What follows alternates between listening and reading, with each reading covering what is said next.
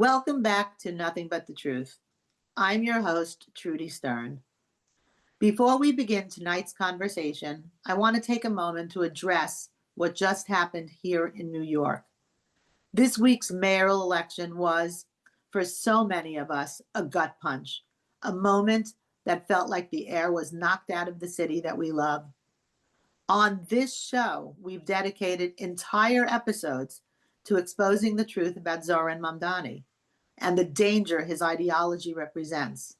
And now to see someone who is openly anti-Israel, anti-police, anti-business, pro-Islamic fundamentalist, and proudly socialist, someone who has called for the defunding of the police, legalizing prostitution, taxing our job creators, releasing violent offenders, and even arresting Prime Minister Bibi Netanyahu if he sets foot in New York. Now, being sworn in as mayor of the greatest city in the world. It's more than shocking. It's heartbreaking. New York, the financial capital of the world, home to the largest Jewish community outside of Israel, deserves leadership rooted in strength, morality, and truth. But I don't want to dwell on despair, because while this election is a tremendous loss to New York, I choose to focus on optimism and on the heroes who continue to fight for the future of America.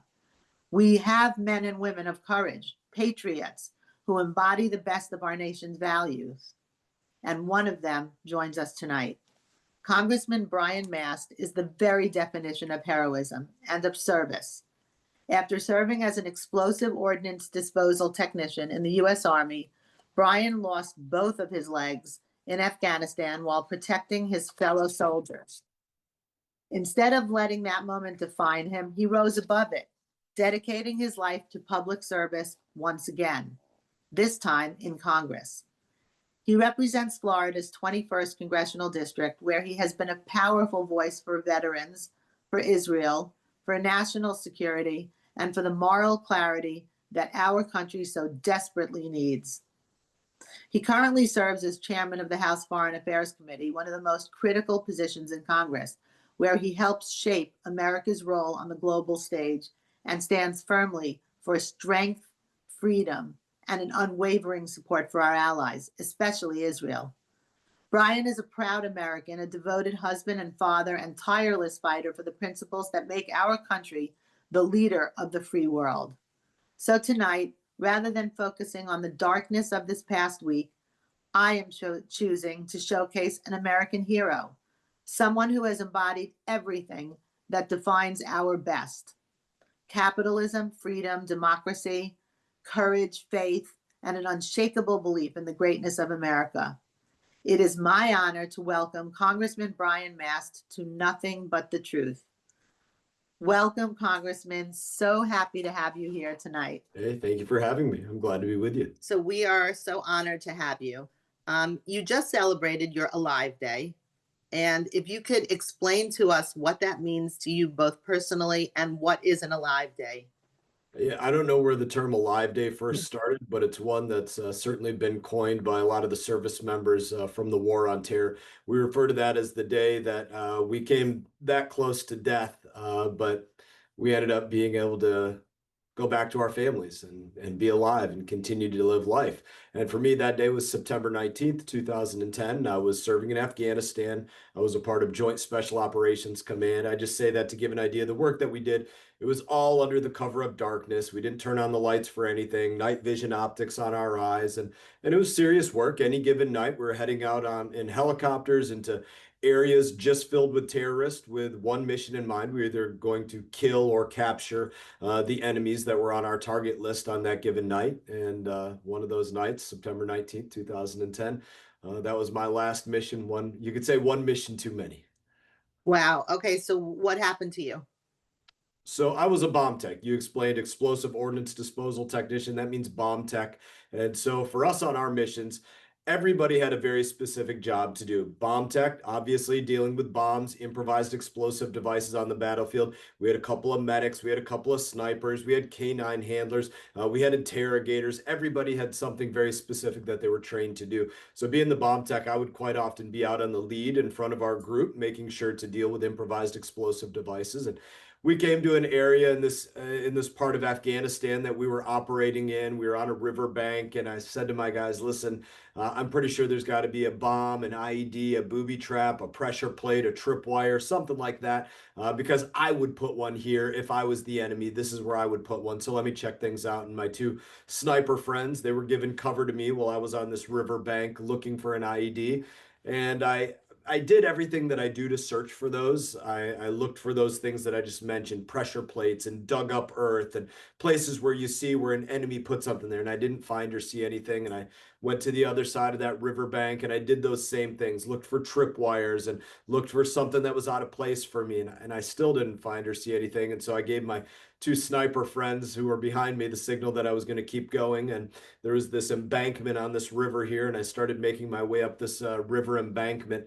And as I did, I took maybe one or two, maybe three or four steps past that area that I had just searched, and I found the device that I knew was there, boom, detonated Wow. underneath my feet. I can remember that very vividly.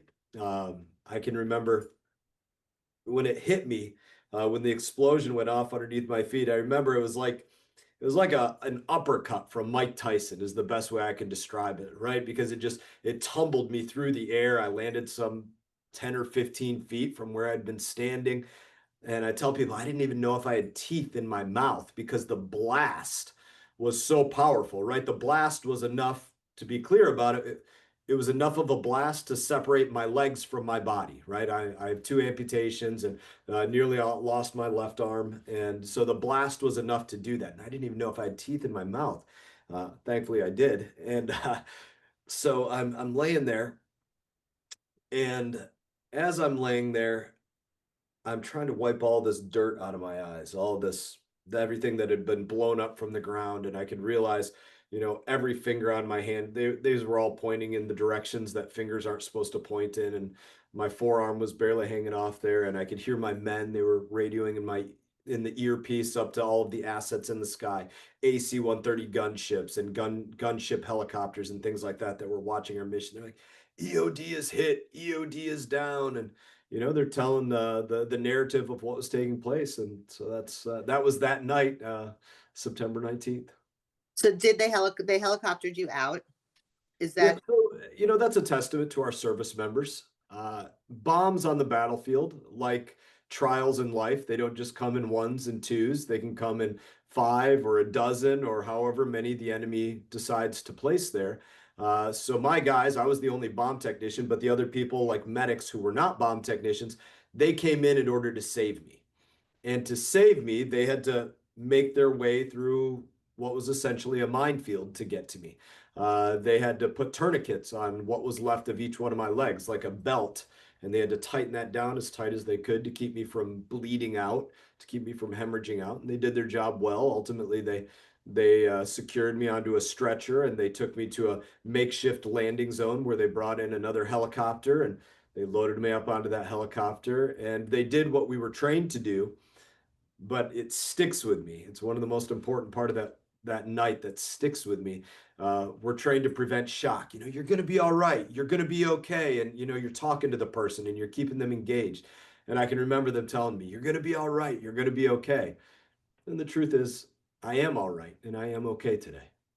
well, you're more than all right, and you're more than okay. You're one of the leaders of our country and one of the most powerful people in our country. So it is really so remarkable that you went from that moment to today. And you did win a Bronze Star and a Purple Heart for those actions. And obviously, we all here feel that it's more than warranted. Can I So, touch on that for 1 second? absolutely. Like you said, yeah, I am all right. I am okay. And that is the United States of America. I tell young people all the time, there's a flag behind me, 50 stars, 13 red and white stripes. You wake up in the United States of America, you wake up under 50 stars and 13 red and white stripes. It doesn't matter if yesterday you lost two legs and a finger, or whatever it was that happened yesterday, whatever that challenge was that came before you in America, you get to decide that it's a better day. You get to wake up every day and make it what you want to make it, no matter what happened the day before. And that's what this country is all about. Well, it's also remarkable, and it's all about people like yourself who you earned that right to move on in your life, and you've given so much service to just go into the and enjoy life after that. But you didn't do that. You entered into service once again. So how did you go from the battlefield back into public service in the Congress? What prompted you? Well, I mean, I would say this, number one, to enjoy life, you have to have purpose. You can't float through, you can't not have a mission. For me to enjoy life, I have to have a mission and I have to have something that I'm going to exhaust myself in fully. Maybe I'll take a few minutes of rest when I hit mission accomplished, and then I'm going to find the next thing and I'm going to exhaust myself fully again. But in that window of time, to go back to when I was injured, this is a story about my father. And, I tell people I like to think my father didn't have to say this to me, but I absolutely carry it with me every day that my father did say this to me. He came to my bedside. And my dad and I, he just passed a year ago. We love each other. We loved each other, to our core. But I just tell folks, we weren't those two guys that went around saying that we loved each other. It just wasn't who dad and I are. It wasn't the way that he and I interacted with one another. And when he came to my bedside, and I'm laying in Walter Reed Army Medical Center, and he sits down on my bed, he sits down on, like a hospital gurney on wheels, and he probably sat in the spot where my legs, my feet should have been sticking up at the end of the bed, but they weren't because I didn't have legs at that point. As a father, I hate to see my kids stub their toe. I couldn't put myself into that situation of how my father must have felt right then. And so he's at my bedside and he's sitting there and he's talking to me. And of course, he's being encouraging, right? Son, you're going to be okay. I'm proud of you. I love you. He said those things we didn't always say to each other. And then it went back to tough love, which is what I would expect out of him. And I'm glad he did. And he said, Brian, you can't let this keep you down. You got to find a way to pull yourself up, to get yourself out there, to get back to work. You can't let the best thing that you do in your life be in your past. If your job is defending your country, let the best defense that you give your country be in your future. If your job is setting a good example for your kids, let the best example that you set for your kids. You got to make sure that it's in your future, right? And he gave me that lesson. And like I said, I like to think that he didn't have to give it to me, but he gave it to me, and to me, it's just a demonstration. I was a 30-year-old man at the time, and he was never too old to give me a lesson, and I was never too old to receive it. That's incredible. What an amazing message that was. And probably so hard, like you say, for your dad to sit there watching his son in such a difficult position. At that point, were you a husband and father? I was. So my wife and I, we'd been married just a little bit over 3 years at that point. Our oldest son was about 6 months old at that point. And I can remember, the first time she brought him into the hospital room, being home and seeing my son, seeing her. It was, I think emotionally, I can reflect back on it. And there's some things that to me, I could say I feel really naive about being this many years later, but they were important things. One of the things I'd say about my wife, just she was there for everything. She was there. Let's say I'm not trying to, give away too much personal information about her. Let's say her weight was normally 110 pounds because she was so busy going from the hotel room where she had to feed our son and back to the hospital where she had to take care of me just all day, back and forth, take care of the baby, take care of me. She withered away to like 90 pounds because she wasn't taking care of herself. She was trying to take care of me, trying to take care of our son at the time. And, that's a testament to her commitment to me, and, just did absolutely everything that she could to make sure that we were a strong family unit and there for each other. And I can tell you too, the United States of America, I tell people all the time, I am okay today. I told you I'm okay today. I am okay because of God, country, and family, 100%. My faith, my family, my country, the United States of America. And I could speak about that at a hundred different levels, but everybody should be proud of this country and what they do to work to take care of our service members that come home. And I say that even to the point of most especially our Vietnam veterans that came home to the opposite. Those were the veterans that were on the forefront trying to make sure that my generation did not experience what their generation experienced. What amazingly big people they have to be to do that. Really unbelievable optimism and such an incredible message to give to us at this particular moment when it seems like the world really needs that optimism. But before we get to today, what happened to you after that? Tell us where you went and what happened. I know you were at Harvard for some time. Well, so like I said, my father gave me that lesson. Brian, don't let the best defense that you give your country be in your past, or the best example that you set for your kids. So, being a good soldier, I was laying in a hospital bed for several months, nothing to do, tubes coming out of me, and nurses coming in however many times a day, and all that's encompassed with laying in a hospital bed. But being a good soldier, I decided, okay, how do I make the best thing in front of me? How do I find another battlefield? I'm not going to return to the battlefields that I was once on. And so I decided I was going to seek a new battlefield of representing my country, being a member of Congress, if my community would have me as that. And so I came up with a plan of attack to do that, just laying in a hospital bed. And my plan of attack was this: just number one, I had to get out of that hospital bed. I had to, just get back to a normal routine of life and show that I could still do. I wasn't just stuck being in a bed. And so I did more physical therapy than anybody. 10 hours a day, I'd be in and out of physical therapy, just trying to get out of that hospital. And then, I had to get back to work. I had to build up my resume, do more things than not just being a service member, but do additional things outside of being a service member. So I went to work with some of our agencies in counterterrorism, and I hadn't completed my degree to that point. So I went to Harvard and completed my degree, and I had to go and be a part of the community that I wanted to represent. So I made it a point to every week just be out in the community at different things, whether with veterans or whether something political or whether something that's just good for the community, like working with autism or cancer or things like that. And I executed all of those things as part of my plan of a attack to say, community, will you allow me to go to fight for you again, but in legislation and in our halls of Congress? And the community, I executed that plan of attack, and the community said, yeah, okay, we'll let you do it. And now I am a fifth term member of Congress. And as you said, I serve on the Committee of Transportation and Infrastructure and the Committee of Foreign Affairs, and I chair the Committee of Foreign Affairs, which is an absolute honor. Really incredible. Unbelievably inspiring to all of us listening. You do have a very special relationship with the IDF, and if you can share with us how that happened. So, like I just talked about, my plan of attack, leaving that hospital, what was I going to do? And part of it was completing my degree.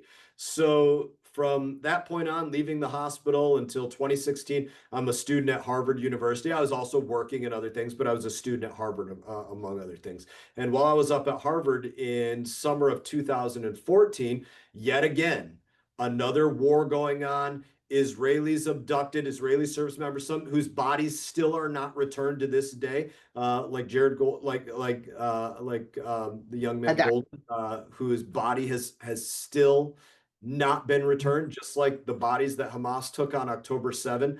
I mean, what can you say about that? Absolute animals to just hold on to bodies for years and years and years and not give the family that closure.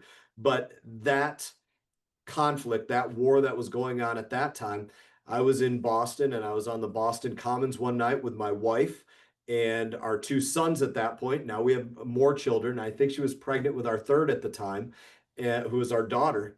And one night we're just out on the Boston Commons minding our own business, playing with our kids. And there's an anti-Israel protest going on in the proximity of us in the Boston Commons, people draping themselves in their Palestinian flags and chanting against Israel and, just being as nasty as we've seen them on college campuses in the last year. But we weren't minding that. We were just doing family. Some of these protesters decided they were going to start harassing me and bothering my family for being a U.S. service member. And I always tell people, how did they know I was a U.S. service member? Well, I wear a ball cap that says Army Rangers and I don't have any legs. So even these guys can figure it out. And, that night I got home from that experience after dealing with these individuals. And I told my wife, Brianna, I said, I don't know what it's going to look like. I don't know what I'm going to do, but I'm going to find a way. And I'm going to go and I'm going to show my support. I'm going to get my hands dirty in support against this hypocrisy that we've observed, but now we've been drawn into simply for no other reason than these anti-Semites that were out here decided that they wanted to come against a U.S. service member as well. And that was as quick as, I wasn't bothering them. I wasn't doing anything. They were just out being the anti-Semitic individuals that they are. But they decided they want to come against me because I'm a U.S. service member. That connection that they see between, so strongly between the United States of America and Israel. And so ultimately what I decided to do is I said, you know what? I'm going to put on an IDF uniform. I'm going to go over to Israel and I'm going to get my hands dirty. I'm going to be a part of the solution. I'm going to be a part of the cause, and I'm going to serve over there. And that's what I did, in 2015. That's unbelievably incredible. So in 2015, you went over to Israel and you actually joined the IDF. Yeah, I went over there and I served with the SARL group.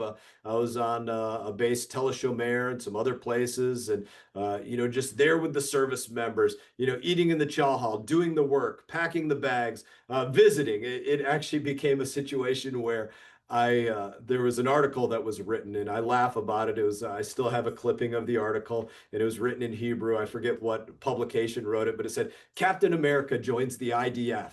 And so because of a few, articles like that, I had a lot of visitors coming to the base that I was working on just to, say, hey, can we bring you out for a beer? Can we have lunch with you? Can we, talk about what brought you over here as a U.S. service member after injury to come and, serve with us in a time of conflict here? And so I shared a lot of experiences. I shared time like lone soldiers over there that go and are hosted by families on the weekends, hosted by families, and waiting for young people, other members of the family, sons, daughters, grandsons, granddaughters to come home for that Shabbat meal. It was just for me an incredible experience to learn what I think is the most important thing that I could learn from that time. And you already know I spoke about being a father and I spoke about being a service member.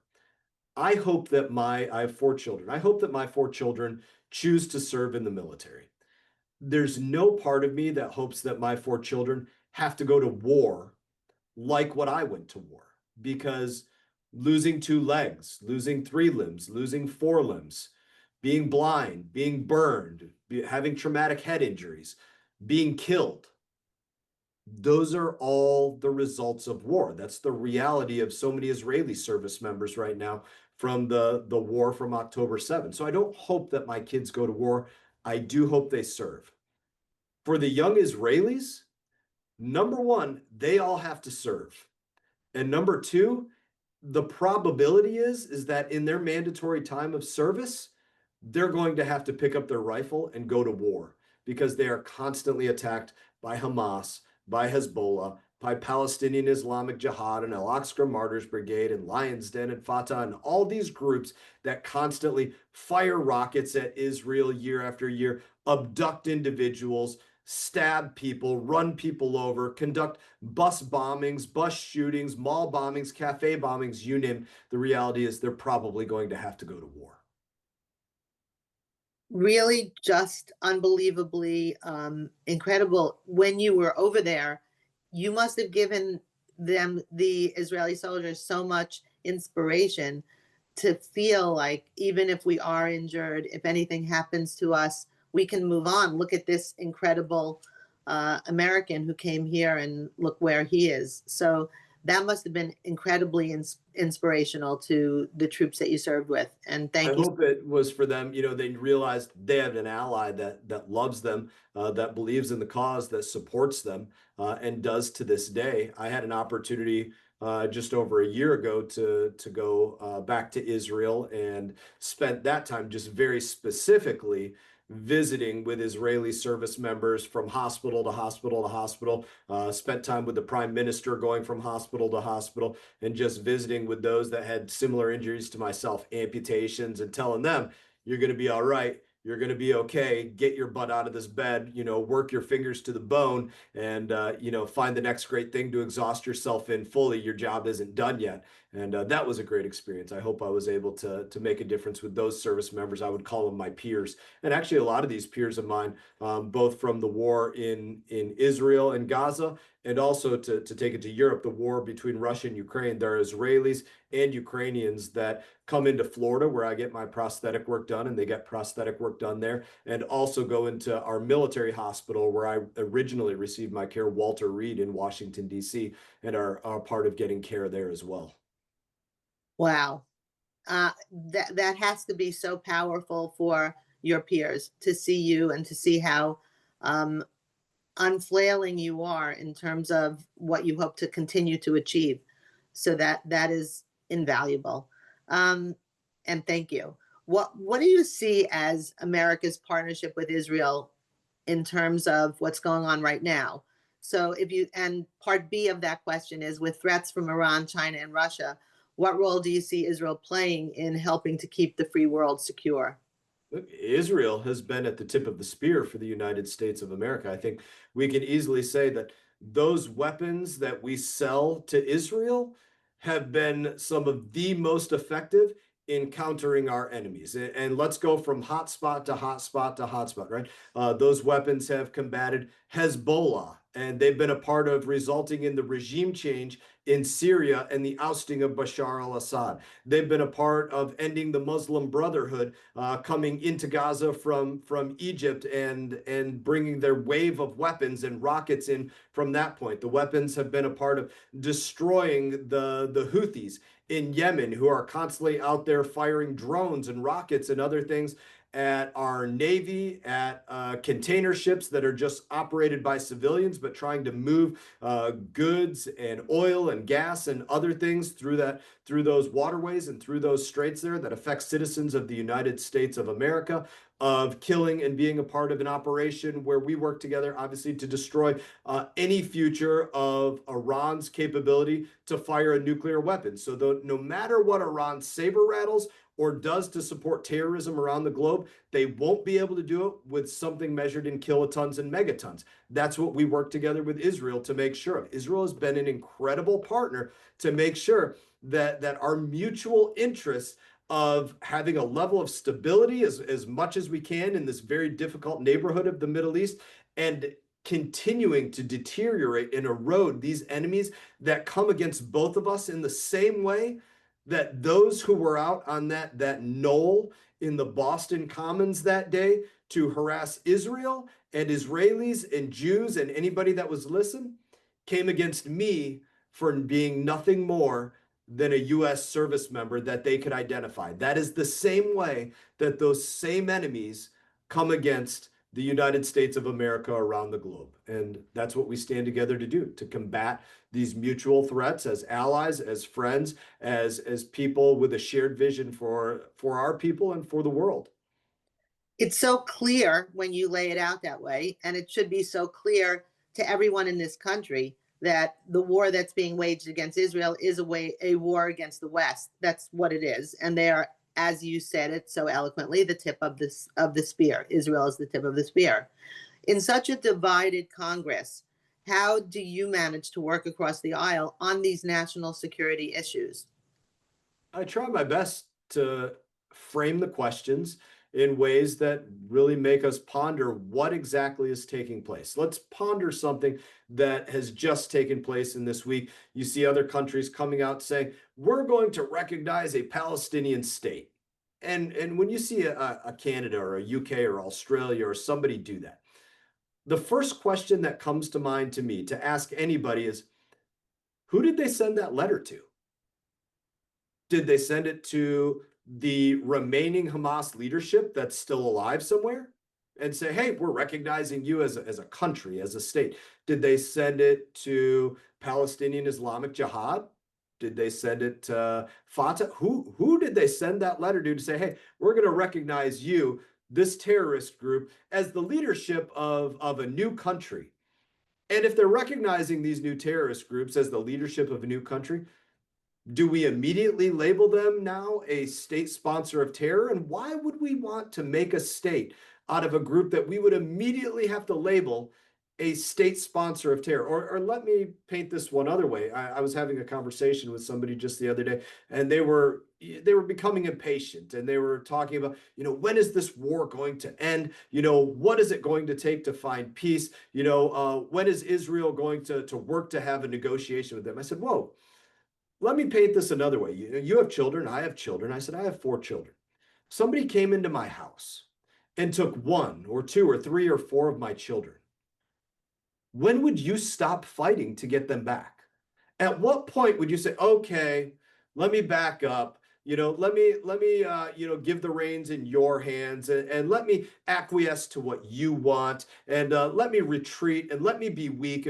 When would you start doing that if it was your own family? I wouldn't do it if it was my own family.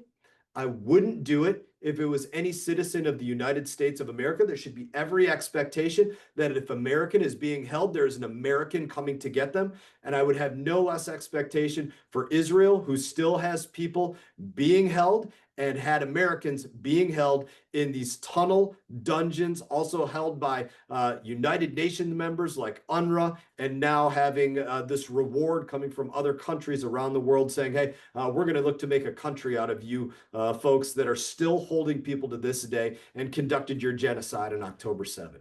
It's just moronic. It's totally shocking, really, really unbelievably crazy, upside down, to reward these terrorists with a country. And they view it that way. They absolutely are thrilled with this. You view Um, it that way. I mean, if anything, they should look at it and say, well, hey, we've held on to them this long, and the bodies again from wars past, like the Soldier Golden and others. I guess it's working. Let us hold on to them longer. Let us not return them. Let us do more of the same that got them to this point. Let's do more genocide because that got us to this point. Let's hold on to them longer because that got us to this point. That's what it's saying. so sad to say that we are coming to the end of our time together, Chairman. But before we close, is there a message that you want Americans to take from your story of sacrifice and service? I said it in part already, and I'm going to say it layered on something else. Just number one, our country is worth the fight. This place, greatest country ever established on the face of this earth. My brothers and sisters that served this country, they gave everything because they believed it to be a cause bigger and more important than just themselves as individuals. And I believe that same way to this day. So my encouragement to everybody out there, if you're still of age to serve this country, find a way to go out and serve this country. Army, Navy, Marines, Air Force, Coast Guard, active duty, Guard, Reserve. Invest in your country the way that others have. Be a part of it. Actually get your hands dirty. Put on a uniform. Carry a rifle in defense of this place. Be a part of the cause of the United States of America and the ranks and generations that have defended this place in the past. And write your own story about how you invested in this country, defended this country, because you believed that it was worth it and you were going to put your feet where your mouth was. Wow, what a message. And you're very young, I have to say. And in your 42 years of age, you've done more and accomplished more than most anyone that I could think of. I can't thank you enough for your service to this country and to the world. I feel with you in your leadership role, the world is a safer place, and can't thank you enough for that. People call it service, but I tell everybody every day, this country has given me far more than it has ever taken, and it is worth the fight. Thank you for wanting to speak to me. Hearing from Congressman Brian Mast tonight reminds us that even in the most difficult moments, when leadership fails us, when our cities or institutions seem to lose their way, there are still Americans who embody everything that is right with this country. His courage, conviction, and unwavering love for America remind us that hope is not lost.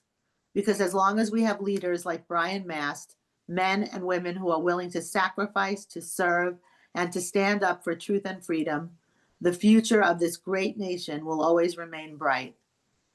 To our listeners, thank you so much for joining us. This has been Nothing But the Truth with Trudy Stern. You can catch us every Thursday at 9:30 p.m. on the radio. And if you missed any part of this show or want to listen to any of our past episodes, you can find Nothing But the Truth wherever you get your podcasts.